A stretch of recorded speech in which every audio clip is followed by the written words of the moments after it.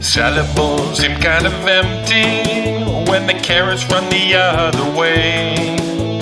Salad bowls aren't very crunchy when the croutons decide not to play. With the tomatoes and lettuce and good old feta cheese and raisins added to the mess. And olives and peppers and onions that sting the eyes and dressing that's still getting dressed. Don't look now, the salad's dressing. Salad bowls are actually perfect when they have all those good things inside. Like mushrooms and celery and strawberry ice cream. Yes, ice cream makes a bona fide. Ice cream with a little pie on the side. Actually just ice cream with no other ingredients inside. So now it's just a salad bowl with ice cream inside. Ice cream, ice cream, ice cream, ice cream, ice cream inside my belly.